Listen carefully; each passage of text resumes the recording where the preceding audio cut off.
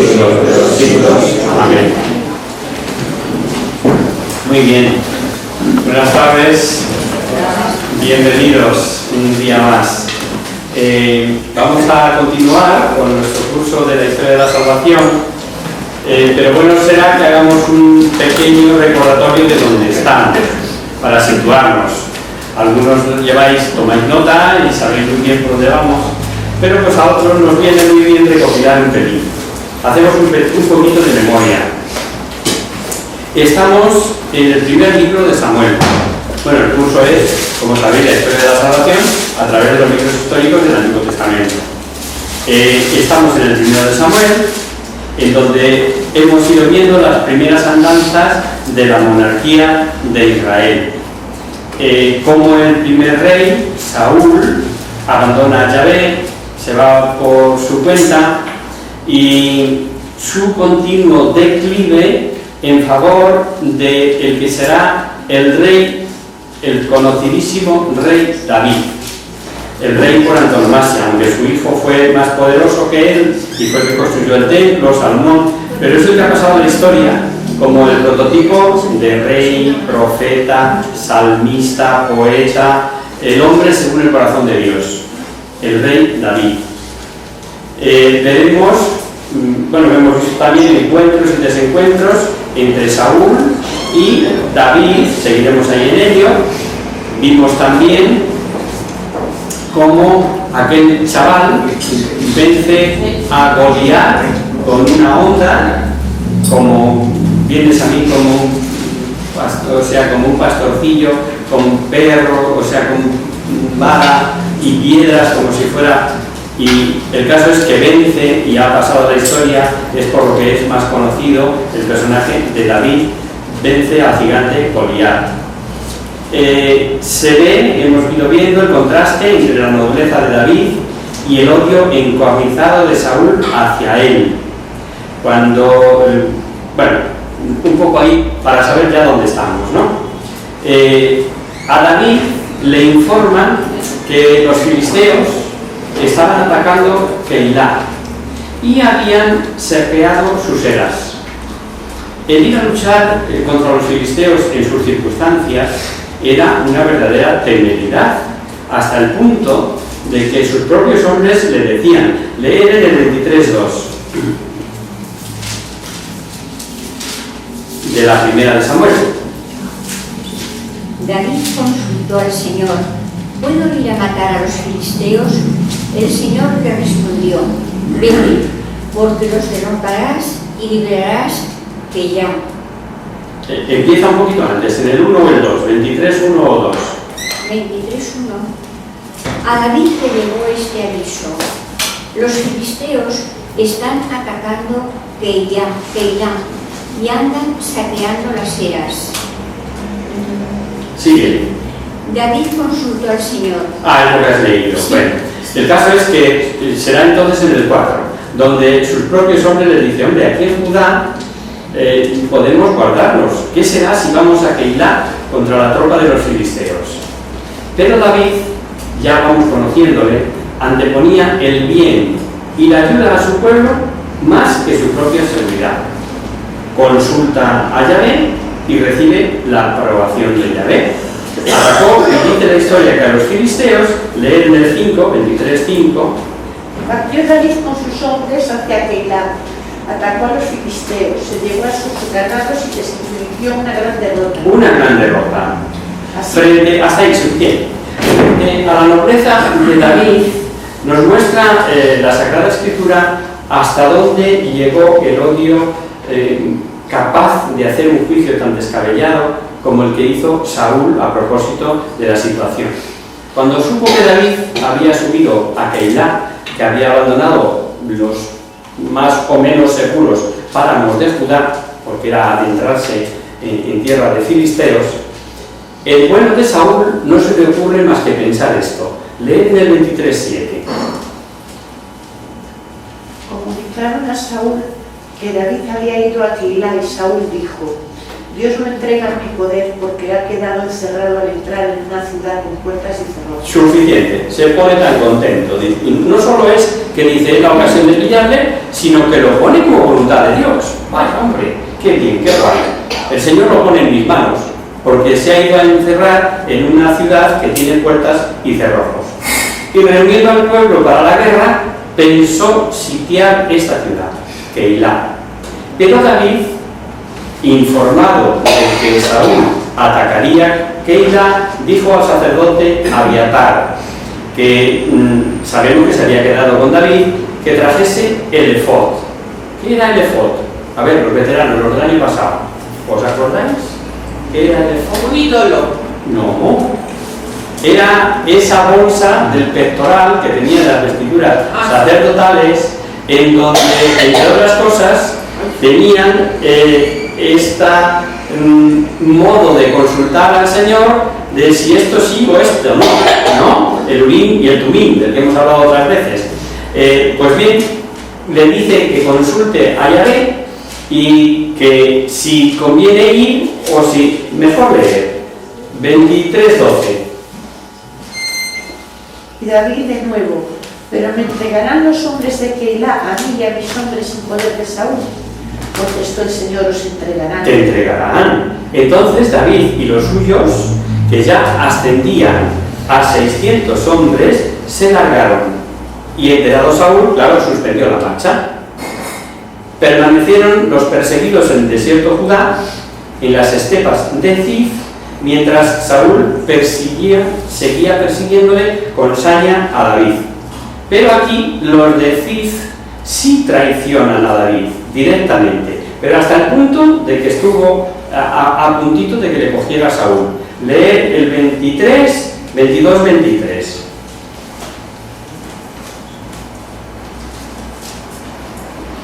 Observad y aseguraos de todos los que escondites en donde se ocultan, y volved a mí con una información exacta. Entonces iré yo con vosotros, y si está en la región, yo lo buscaré entre todas las familias de Judá. Ellos se pusieron en camino, y fueron a Zif antes que Saúl, pero David y sus hombres estaban en el desierto de Maón. Esa es la historia. Estaban en el desierto de Maón, y Dios, que no abandona a los suyos, la persecución sigue, y en un profundo torrente, en un cañón difícil de atravesar de un lado a otro, iban separados por ambos lados Saúl y los suyos y David y los suyos. David estaba en una situación difícil. Si Saúl encontraba un hueco por donde pasar, pero en esto vino un mensajero a decir al rey Saúl. 23-27.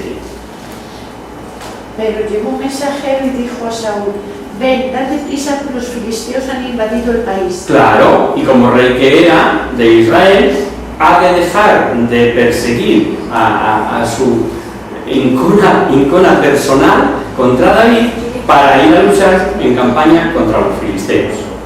Que no, que Dios no abandona a los suyos. Y terminada la campaña, Saúl vuelve a la persecución. Se preparó con 3.000 hombres escogidos, y durante la persecución Saúl entró en una caverna que había allí, de esas grandes, enormes que hay por aquellas tierras, para hacer una necesidad, y tuvo que ir a parar precisamente a la caverna en cuyo fondo del todo estaba refugiado David y los suyos. David sigilosamente se acercó a Saúl y cortó la orla de su manto. Y dice el texto que a David, guerrero donde los haya, vencedor de sus enemigos, vencedor de animales feroces cuando era pastor, acordaos, cuando lo que dice del gigante Goliat, pues en esa situación, y fíjate que era cortarle la orla del manto nada más, dice que le latía fuertemente el corazón por haber cortado la orla del manto de Saúl. ¿Le latía por temor o por haberle cortado el manto? Escuchamos lo que dijo David a los suyos, reprimiéndoles por desear si hubiera vengado quitando la vida a Saúl en esa ocasión. Leed en el 7, 24:7. Y dijo a sus hombres: el Señor me libre de hacer tal cosa a mi Señor, el ungido del Señor, de poner mi mano sobre él, porque él es el ungido del Señor. Porque él es el ungido de Yahvé. Y David no permitió a sus hombres que atacaran a Saúl. La vida de David está llena de hechos que nos muestran la nobleza de su corazón y el respeto por las cosas sagradas, por las cosas del Señor. Pudo dar muerte a Saúl perfectamente, pero no lo hizo porque había sido ungido. Era el ungido de Yahvé, el primer elegido por rey de Israel. Cuando salió Saúl de la caverna, escuchó a David que desde lejos y a gritos le recriminaba el que diera oídos a quienes le decían que él quería hacerle mal, y decía: oh mi rey, oh mi señor, no pondré yo la mano sobre mi señor, mira, mira, padre mío, y le enseñaba la obra del manto, asegurándole que lo había cortado por su propia mano, y le hizo ver que siendo rey de Israel se había lanzado a perseguirle, considerándole como un perro muerto o como una pulga, así dice el texto, así como mostrándose insignificante para que el rey de Israel se lanzara contra él. Saúl debió quedar impresionado, pero de momento, porque luego veremos. Y gritó a David llorando. Leer en el 17 y 18 del capítulo 24. Cuando David terminó de decir esto a Saúl, Saúl exclamó: pero ¿es esta tu voz, David, hijo mío? Luego alzó la voz llorando mientras decía a David: tú eres inocente y no yo, porque tú me has pagado con bienes y yo te he pagado con males. El texto, como veis, muestra la extrañeza de Saúl como guerrero, de que pudiendo le hubiese dejado con vida. Y reconoció que pudo matarle y decía, está en el 20, leo yo, que Yahvé te pague lo que conmigo has hecho hoy. Y aquí quiero hacer una breve consideración que nos viene bien a todos. Los más antiguos, bueno, todavía hoy se dice, pero los más antiguos habéis oído cantidad de veces esta frase: que Dios te lo pague. ¿Sí o no? Cantidad de veces. Pues ese que Dios te lo pague es más que si yo pudiera pagarte con todo lo que tengo. Ese es el sentido de la frase, no el que desgraciadamente ha ido adquiriendo posteriormente.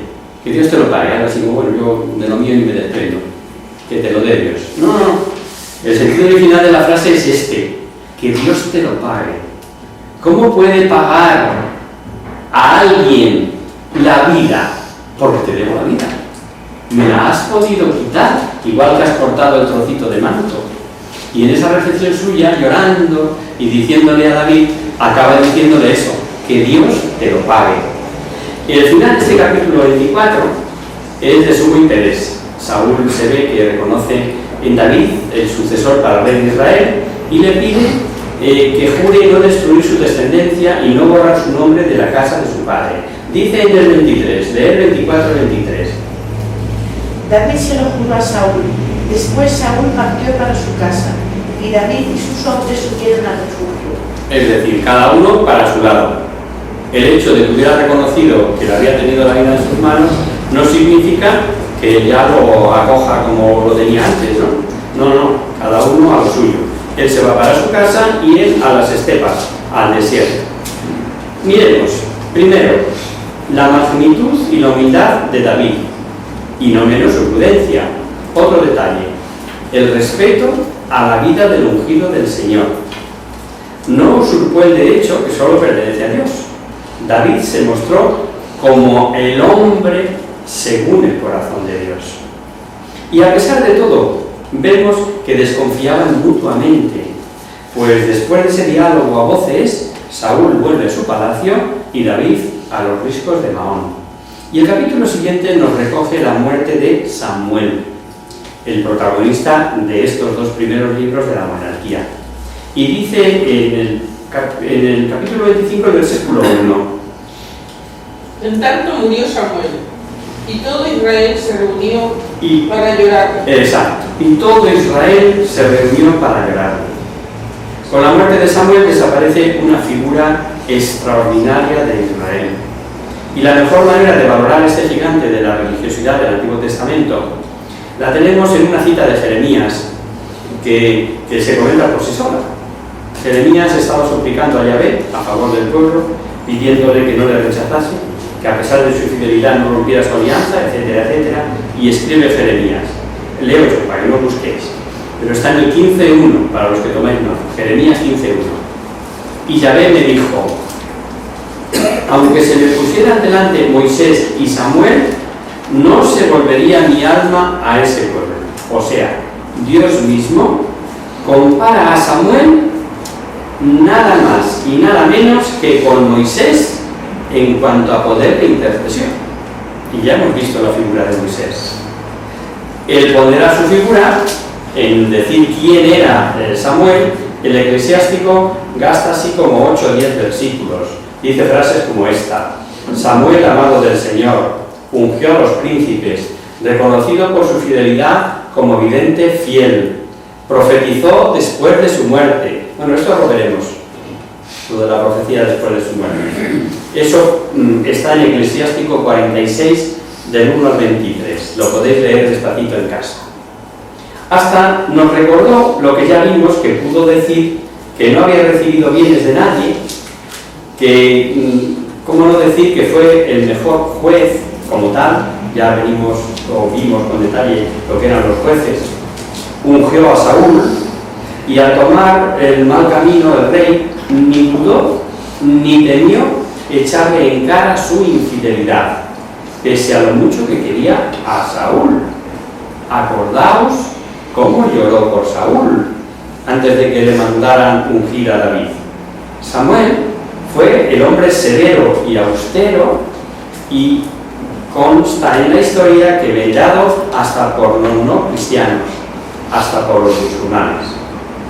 Y en medio de la agitada de David, la agitada vida de David, vamos a ver ahora un episodio que, según el comentarista Ricciotti, sabéis que tomamos es autor de una famosa historia de Israel muy bien documentada y del que venimos tomando de vez en cuando alguna cita. Dice este Ricciotti que floreció para David un idilio. La historia nos cuenta que un malvado hombre muy rico, al que David y los suyos habían respetado sus bienes, con motivo de la fiesta del Esquileo, es decir, que le tenía que estar agradecido, le envió a algunos de sus hombres para pedirle alimentos. Y este malvado de Nabal, que así se llamaba, dice el texto que le despachó de malas maneras, despreciando a David y diciendo que no iba él a dar comida y bebida a quienes no conocía, falso, porque sí le conocía. Y lo peor, lo trató de huir del rey, que era verdad, puesto que estaba huyendo de Saúl, pero con esas se las anduvo en Nabal. Fíjate si le conocía, que sabía bien que era hijo de Isaí, pues le dice en el 25:10. Nabal le respondió: ¿Quién es David? ¿Quién es el hijo de Jesé? Ahora abundan los siervos que andan huyendo. Ahora andan muchos huidos del Señor. ¿Quién es este Isaí? O Jesé, es lo mismo, ¿no? Y David, armado con 400 hombres, se propuso darle una seria reprimenda. Y un criado se lo dice a Abigail, la esposa de Nabal, que era mujer prudente y hermosa, y esta sale al encuentro de David con víveres y puesta a sus pies le dice, 25:25. No hagas caso, mi señor, de ese cretino de Nabal, porque hace honor a su nombre, se llama Nabal, y verdaderamente es un necio. Pero yo, tu sierva, no vi a los muchachos. Suficiente, hasta ahí. Y aquí tenemos una interesante profecía, porque no solamente dice que será rey de Israel, sino, lo más importante, que su reino durará por siempre. Pues le dice, sáltate al 28, 25:28. Te suplico. Del 25. Capítulo 25, versículo 28. Te suplico que perdones la falta de tu sierva, pues el Señor edificará ciertamente a mi Señor una casa estable, porque mi Señor combate las batallas del Señor. Porque mi Señor combate las batallas de Yahvé y le dará una casa estable. Con mucho acierto y prudencia le dice también que cuando fuese jefe de Israel no sentiría el remordimiento de haber derramado sangre inocente por venganza. Y como de David conocemos su nobleza y su fe, dice a Abigail, 25:32. David le respondió: bendito el Señor, Dios de Israel, que te ha enviado hoy a mi encuentro. Sigue. Bendita tu prudencia y bendita tú, que me has impedido hoy derramar sangre y hacerme justicia por mi mano. La cita es preciosa. Bendito es Yahvé, Dios de Israel, que te ha mandado hoy a mi encuentro. Bendita tu sabiduría y bendita tú, que has impedido que hoy derrame sangre y me vengue por mi mano. En el fondo iba a pegárselos. Y claro, a lo mejor no era para tanto. Y a lo mejor se hubiera tenido que arrepentir. No, a lo mejor no, seguro. Importantísimo considerar cómo David, hombre de fe, ve la mano de Dios, la providencia en las causas segundas. Fijaos que dice: bendito Yahvé, que te ha mandado. La mandó Yahvé directamente. Pero David sabe que es Dios quien le ha librado de cometer esa atrocidad. Por eso sigue diciendo: vive Yahvé, Dios de Israel, que no me dejó hacer el mal. Y reconoció que de no haberse apresurado en ir a Abigail al alba, no habría quedado de Nabal, ni hombre vivo. Nabal se encontraba en un banquetazo, dice el texto, como de rey, y estaba totalmente borracho, por lo que nada le dijo a Abigail. Pero a la mañana siguiente le contó de la que se había librado. Y al oírlo, leer en el 25-37, Por la mañana, cuando se le había pasado ya la borrachera, le contó todo lo sucedido. Entonces se le paralizó el corazón y él se quedó como una piedra. Él quedó como una piedra. 10 días después, a raíz de esta angina de pecho, infarto o como queramos llamarlo, muere Nabal. Sin duda, David había quedado prendado de tal mujer y enterado de que había quedado viuda, mandó mensajeros con la propuesta de matrimonio. Y cuando escuchó la propuesta, pronunció una frase digna de ser enmarcada. Fijaos lo que dijo Abigail, 25:41. Ella se levantó, se postró rostro en tierra y dijo: aquí está tu esclava, dispuesta a lavar los pies de los criados de mi Señor. Que tu sierva, como esclava, sea para lavar los pies, no tus pies, sino los pies a los servidores de tu Señor. Aunque ciertamente, como os anticipé, Ricciotti nos dice que floreció para él un idilio, no es menos cierto que David, además de contar con una mujer hermosa y sabia, prudente, se encontró con algo de rebote que le vino de maravilla, y era la hacienda de esta mujer, la hacienda de Nabal, y sobre todo, lo más importante, conociendo las circunstancias que median en este momento, un lugar seguro, un lugar donde poder refugiarse y huir de Saúl, y además disponer de más gente, de más hombres para apoyar su causa, como explican los profesores de Salamanca. Hay en el capítulo siguiente una historia que más bien parece que se trata de una repetición de lo que hemos leído en el capítulo 24, porque incluso tal vez es el mismo suceso con variantes o matices por tratarse de dos versiones diferentes. Estas dos versiones, como digo, esta segunda versión habla de una incursión de David en el campo de Saúl, y estando este dormido, el acompañante de David quiso clavar su lanza a Saúl y de nuevo David lo evitó. Leer en el 26:9, que otra vez vuelve a decir lo mismo, que es el ungido de Yahvé, que hay que respetarle.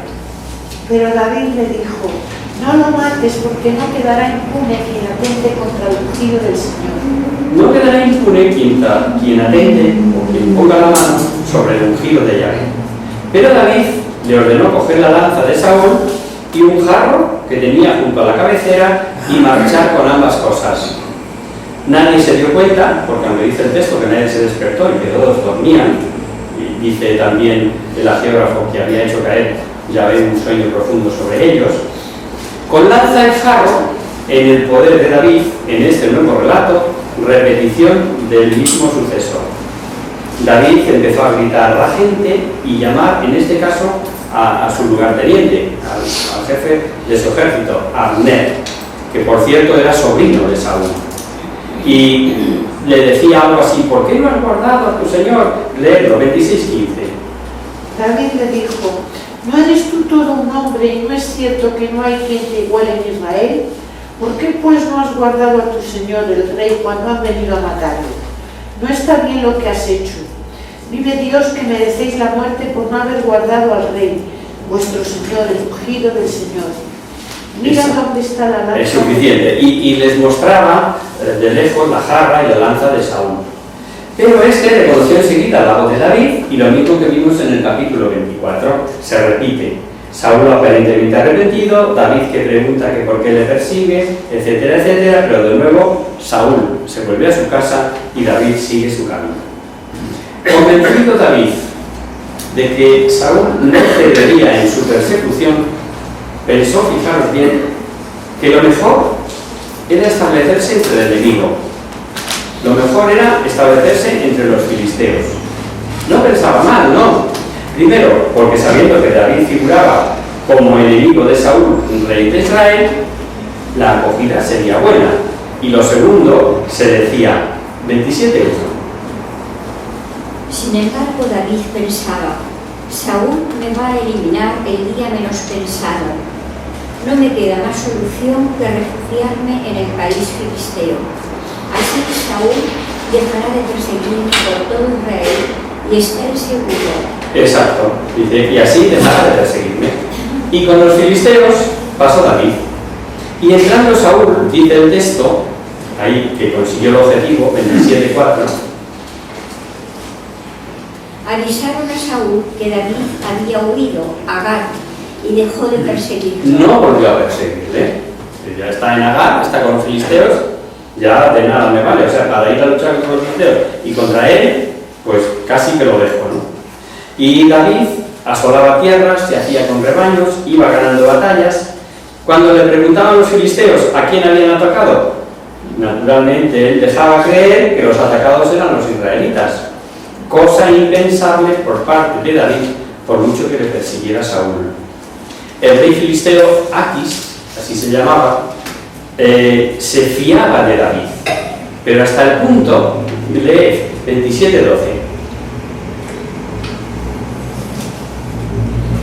Aquis se fiaba de David, pensando que David se había enemistado con su pueblo Israel y que sería siempre vasallo suyo. Claro, dice, ya le tengo de mi mano, este está enfadado contra los suyos, siempre será vasallo mío. Pero, de pronto, se presentó un grave problema para David y los suyos. Los filisteos se reúnen para hacer la guerra a Israel, y el rey filisteo dice a David que él y sus hombres irán juntos contra Israel. El problema era gordo, porque por si fuera poco, le dice, fijaos, 28:2. David le respondió: de acuerdo, verás cómo se porta un vasallo tuyo. Aquis le dijo: muy bien, te nombro como mi guardia personal para siempre. Le hizo su guardaespaldas. Yo te confiaré la guarda de mi persona para siempre. Pero volvemos a lo de antes. Dios no abandona a los suyos. Y como a pesar del rey eran muchos los jefes filisteos que no se fiaban de David, extrañados de verle allí con su gente, se encaran con el rey, se encaran con él, con Aquis, y le dicen 29:4. Los filisteos se reunieron y fueron a acampar en su nave. Saúl reunió también a todo Israel y acamparon en Gilboa. ¿Es eso? ¿29:4? No es es lo que yo tengo. Pero los jefes de los filisteos se indignaron contra él y le dijeron: haz que ese hombre vuelva al lugar que le has asignado, que no venga con nosotros a la guerra, no sea que se vuelva contra nosotros en el combate. Con muy buen criterio. Si os dais cuenta, los capitanes de los filisteos razonaban con bastante más lógica y más astucia que el propio Aquis. Pues, aun admitiendo la rivalidad con Saúl, pensaba podía ser el gran problema que se volviese contra los filisteos apenas tuviera oportunidad y en medio de la batalla. La cosa podía ser peor. No cabe duda que Dios sacó a David de una situación embarazosa. Aquis fue el bienhechor de David, confió plenamente en él, hasta le pidió disculpas por la desconfianza de sus jefes y el tener que despacharle, pero de no haber sido así, ¿qué hubiera pasado? Los comentaristas de la Compañía de Jesús dicen: o hubiera tenido que luchar contra su propio pueblo o haber sido infiel a su bienhechor. Dios le sacó del aprieto valiéndose de algo tan sencillo como es la desconfianza de los filisteos. Y es que Dios escribe derecho pues nuestros renglones torcidos. El Señor se vale para ejercer sobre nosotros su providencia si les somos fieles, pero sin violentar para nada la libertad humana. En el lío estaba metido y del lío le saca Yahvé, pero le saca Yahvé por los capitanes de Aquis. Es una vez más para pensarlo, ¿no? Entre tanto, que había muerto Samuel y que todo Israel le había llorado, que ya lo leímos, acampados ambos ejércitos cara a cara a la vista de los filisteos, dice la Sagrada Escritura lo que le pasó a Saúl. Escuchad, 28:5.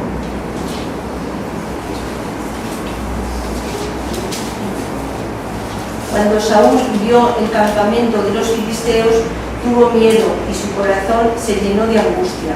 El pobrecito, como le pasó con Goliat, un tiarrón, un hombre de guerra, pero cuando vio cómo se presentaba la batalla, dijo: uff, tembló y se le agitó el corazón. Claro, él se había tomado las cosas por su cuenta, había abandonado a Yahvé, y no se le ocurre más ni menos que, dado que por Yahvé no tenía respuesta, ni en sueños, ni por los Urim, ni por los profetas, recibía contestación de Yahvé, no se le ocurrió otra cosa que evocar a los muertos. Mandó que le buscaran una pitonisa y, pese a que él mismo lo había prohibido, engañándola, sin decir quién era, se fue a consultarla. La escena es impresionante. Lee el 28:11.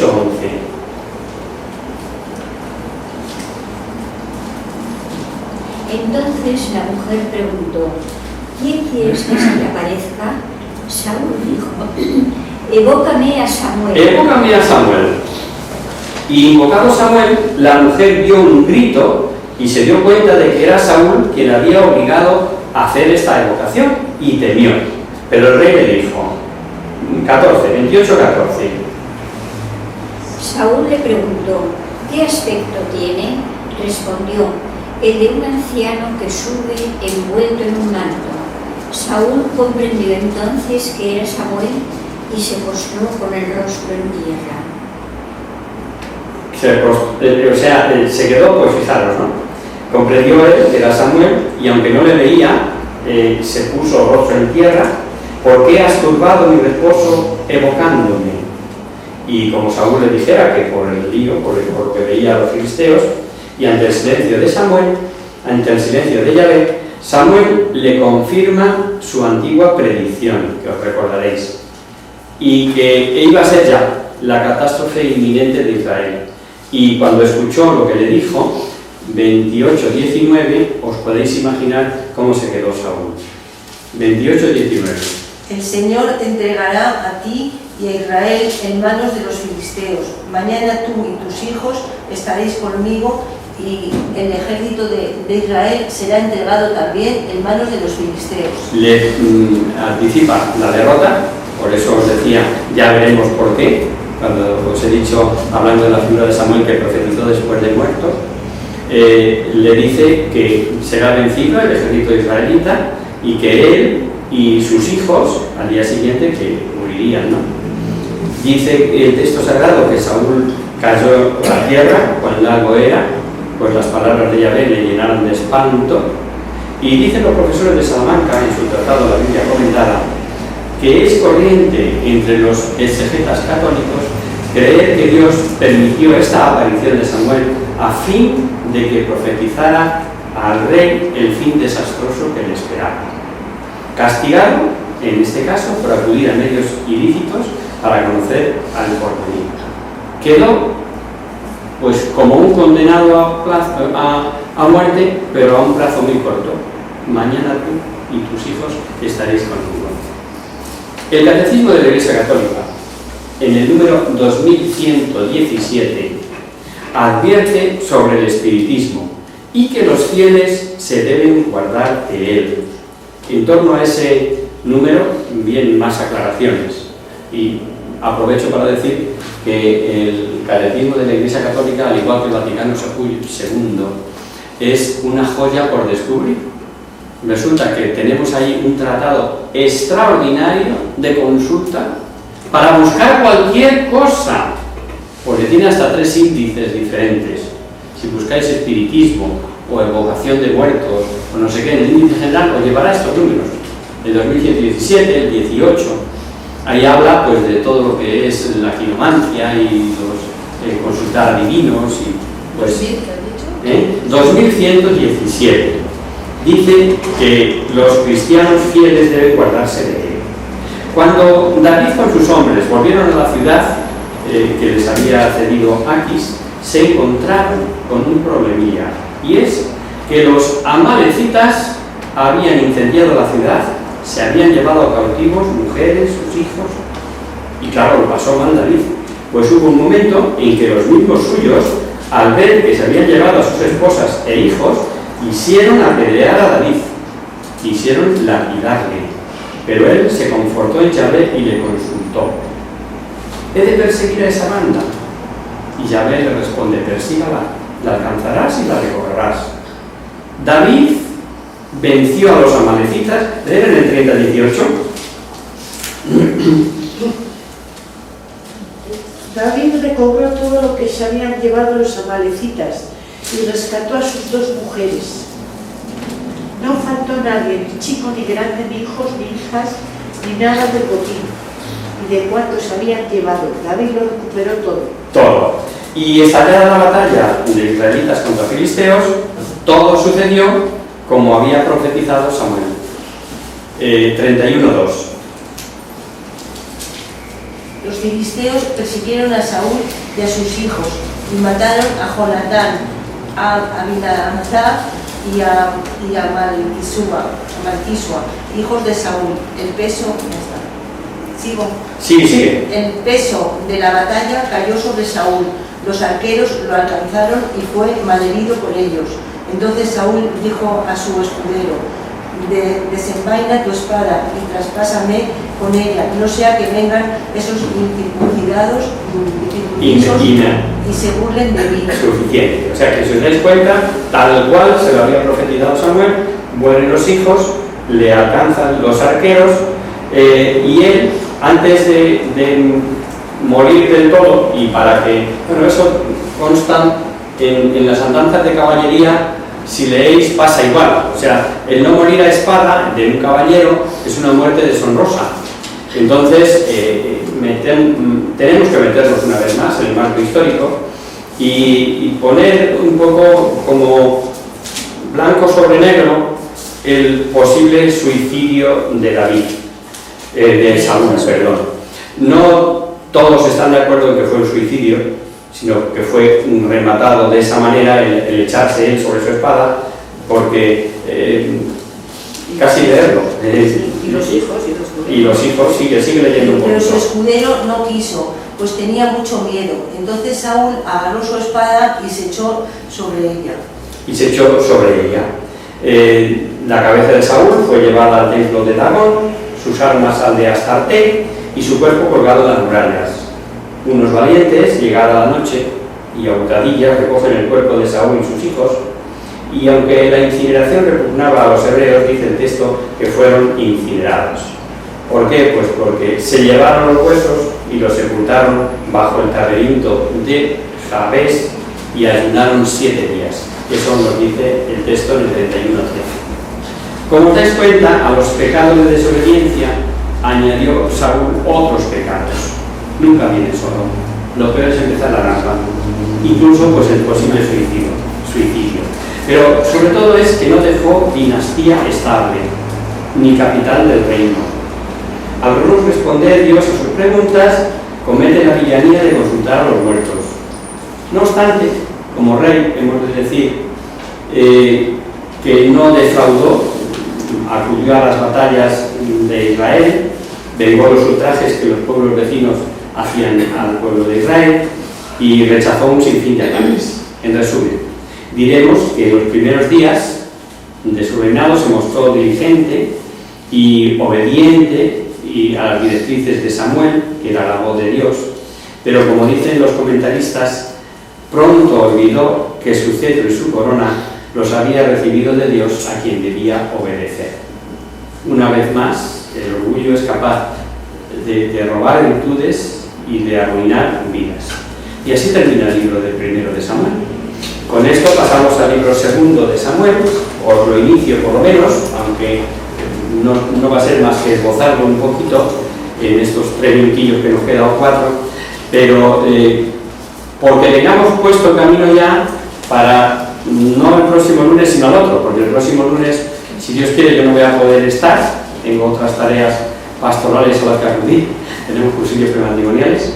Entonces Luis, que ya le conocéis, os hablará sobre la nueva evangelización, un tema precioso, resumido, para centrar los puntos en donde nos encontramos inmersos iba a decir en nuestra diócesis, no, en toda la Iglesia universal, en la nueva evangelización. Pues bien, el segundo libro de Samuel comienza diciéndonos cómo se enteró David de la muerte de su último amigo Jonatán y de Saúl. Y este texto presenta una duda, porque según dice un unido, creyendo congraciarse con David, le dijo que él había sido el que, obedeciendo a Saúl, le clavó la espada y le quitó la corona y el brazalete reales para traérselos a David. Desconocía la nobleza de David y el respeto que como ungido de Dios tenía David a Saúl, por lo que le dice que tu sangre sobre tu cabeza, tu misma boca te ha acusado, mataste al ungido de Yahvé. ¿Se trata de una tradición distinta? No sabemos. Que nació esta tradición tal vez para hacer menos odiosa la muerte del primer rey al suicidarse. Fue el triste mensajero, un vulgar salteador, que viendo muerto a Saúl, quiso aprovecharse, pues muerto el rey y muerto Jonatán, tenía David el camino libre para la realeza y quiso hacer de pelota número 1. Pues quién sabe, pudo ser.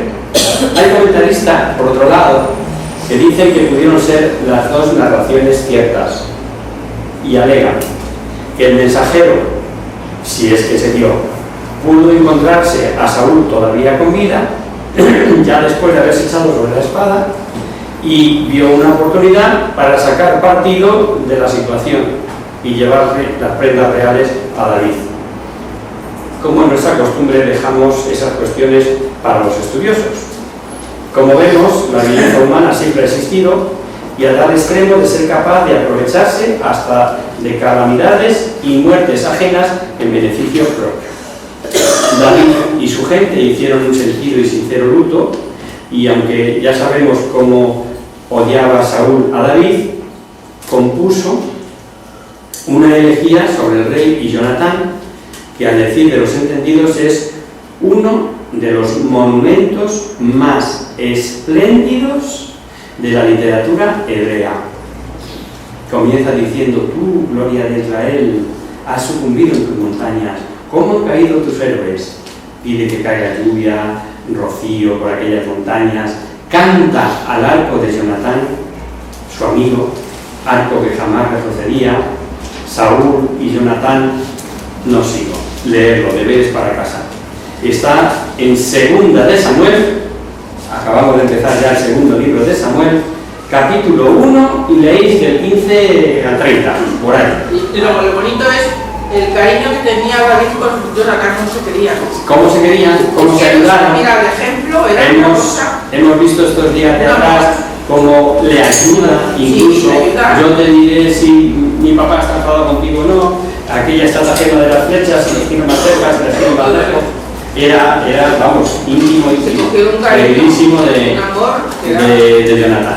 Sí. Lo dejamos aquí, si os parece. Sí. Y hasta dentro de 15 días que retomaremos la historia. Rezamos para orar. En el nombre del Padre, del Hijo y del Espíritu Santo. Amén.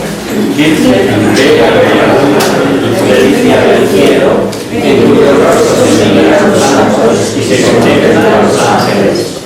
Haz que nosotros mismos nos parezcamos a ti y que nuestras almas reciban un rayo de esa bella vida que no decae con los años, sino que brilla en la eternidad. María, sol del cielo, despierta nueva vida donde haya muerte, e ilumina los espíritus en que haya tinieblas, reflejándote en el rostro de tus hijos, concédenos un destello de tu luz y tu fervor. María, poderosa como el ejército, concede a nuestras vidas la victoria. Somos tan débiles y nuestros enemigos se ensorbecen con tantos tragos, mas sobre la guerra nos sentimos seguros de vencerlo. Él conoce el poder de tu bien y teme la majestad de